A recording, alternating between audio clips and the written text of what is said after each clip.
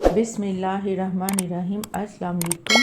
پچھلی ویڈیو میں نے بیہیویئر مینجمنٹ ٹیکنیکس کے بارے میں بات کی تھی، جس میں کہ پازیٹیو نیگیٹو ری انفورسمنٹ اور ایکسٹنکشن یعنی نظر انداز کرنا، ان ٹیکنیکس کو ایکسپلین کیا تھا۔ آج کی ویڈیو میں کچھ اور مزید ٹیکنیکس کے بارے میں بات کریں گے۔ Time out. اس طریقے کے مطابق غلط اور پریشان کرنے والے عمل پر فوراً بچے کو تھوڑی دیر 5 سے 10 منٹ کے لیے سب سے دور کسی خالی جگہ پر کھڑا کر دیں، یا دیوار کی طرف منہ کر کے کرسی پر بٹھا دیں، یا وہ جس چیز سے بہت شوق سے کھیلتا ہے یا وہ جو کرنا پسند کرتا ہے، مثلاً کوئی ٹی وی کا پروگرام یا کوئی گانا یا کوئی اس کی بہت پسند کی کھانے کی چیز اس دن نہیں ملے گی۔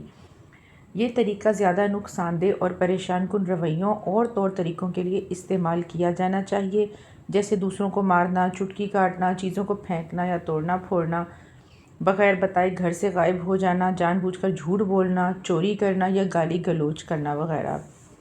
بچے کے ساتھ بیٹھ کر پہلے ہی اس کو اچھی طرح بتا اور سمجھا دیں کہ جب وہ یہ کرے گا تو اس کے ساتھ کیا کیا جائے گا۔ سمجھاتے وقت انداز میں غصہ اور دھمکی نہیں ہونی چاہیے۔ سمجھائیں کہ ایک معاہدہ یعنی کسی بات کو پہلے سے طے کرنا کی طرح۔ جیسے ہی بچہ ان میں سے کوئی طور طریقہ دہراتا نظر آئے، فوراً اس کا ہاتھ پکڑ کر سخت مگر ہلکی آواز، جو اونچی نہ ہو اور نہ ہی اس میں غصہ ہو، میں اسے بتائیں کہ تم نے بھائی کو مارا، دھکا دے کر گرایا وغیرہ، اس لیے اب تم 5 یا 10 منٹ سب سے الگ بیٹھو گے، یا معاہدے کے مطابق آج فلاں پروگرام نہیں دیکھو گے، یا آج کھانے پر فلاں چیز نہیں ملے گی۔ یاد رکھنے کی بات، کبھی یہ نہ کہیں کہ پھر تم نے بھائی کو دھکا دیا یا پلیٹ پھینکی، ہمیشہ کہیں تم نے ابھی بھائی کو دھکا دیا ہے وغیرہ، اس لیے تم کو یہ سزا ملے گی۔ پھر کا لفظ بچے کے دماغ میں یہ اتارتا ہے کہ یہ عمل میں روز ہی کرتا ہوں، یہ میرا عام طریقہ ہے۔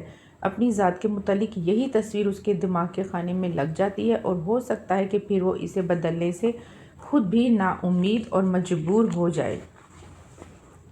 اگر بچہ معافی مانگے یا بحث کرنے کی کوشش کرے تو صرف اتنا کہیں کہ ابھی تم نے یہ کیا ہے، اس لیے تمہارے ساتھ یہ ہوگا، جب نہیں کرو گے تو میں پیار کروں گی۔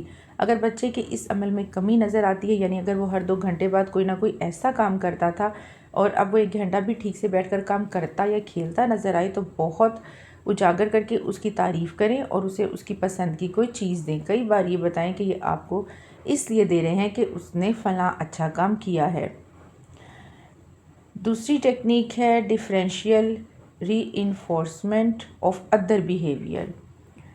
غلط عمل کو نظر انداز کر کے اس کے الٹ اچھے عمل کی حوصلہ افزائی۔ ہر غلط اور بگڑے ہوئے طور طریقے کا جو آپ چاہتے ہیں بچہ نہ کرے، اس کا الٹ ایک صحیح رویہ اور طریقہ بھی ہوتا ہے جو آپ چاہتے ہیں کہ بچہ کرے۔ مثلاً اگر بچہ چیز جھپٹ کے اٹھاتا ہے، کام پر سے بار بار اس کا دھیان ہٹ جاتا ہے، چیزوں کو خراب کرتا ہے، اپنے سے کمزور چھوٹے بچے کو مارتا ہے، دھکا دیتا ہے، تو آپ اس کا الٹ اچھا عمل جو بچہ کرے تو فائدہ مند ہوگا، اس کو لکھ لیں۔ جب بھی بچہ اس غلط عمل کے بجائے تھوڑی دیر 2-3 منٹ بھی اس اچھے عمل کو کرتا نظر آئے تو اس کی تعریف کر کے بچے کو کوئی انعام بھی دیں۔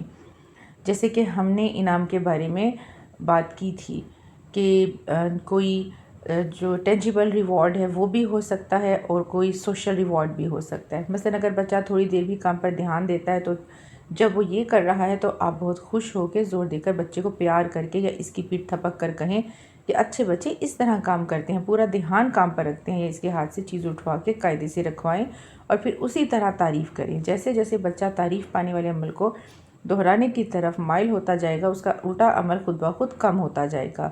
اس دوران میں جو غلط طریقہ یا رویہ آپ دور کرنا چاہتے ہیں اس کو نظر انداز کریں۔ ہم بڑوں کی بھی یہ بری عادت اور غلط طریقہ ہے کہ بچے کو توجہ اس وقت دیتے ہیں جب وہ کوئی غلط کام کرتا ہے یا غلط طریقہ اپناتا ہے۔ کبھی نہ کبھی جب وہ کچھ منٹ کے لیے ہی صحیح ہل کے کھیلتا ہے تو اس کا کوئی نوٹس نہیں لیتا، اس لیے کہ شاید یہ سمجھا جاتا ہے کہ ایسا تو اس کو کرنا چاہیے، تو کیا بڑی بات ہے۔ اس کے لیے آپ کو لکھ کر سوچ سمجھ کے نہ صرف منصوبہ بنانا ہوگا، بلکہ بچے کے صحیح رویے اور صحیح طریقے کو ڈھونڈ کر یا اسے اس طرح کروا کے اس پر اسے شاباشی اور اس کی تعریف کرنی ہوگی۔ اس دوران غلط طریقے سوائے مار پیٹ کے کو نظر انداز کریں۔ اچھے عمل پر انعام دینا، جس پہ ہم نے پہلے بھی بات کی تھی، اس میں کچھ یاد رکھنے کی خاص باتیں ہیں کہ ایک ہی وقت میں کئی انعام بھی دیے جا سکتے ہیں، مثلاً تعریف کر کے پیار کرنا اور ساتھ میں بچے کی پسند کی کوئی چیز دینا۔ جو چیزیں انعام کے لیے چنی گئی ہیں وہ بچے کو صرف اس اچھے طور طریقے یا عمل کے بعد ملے گی جو آپ اس کی عادت میں داخل کرنا چاہ رہے ہیں۔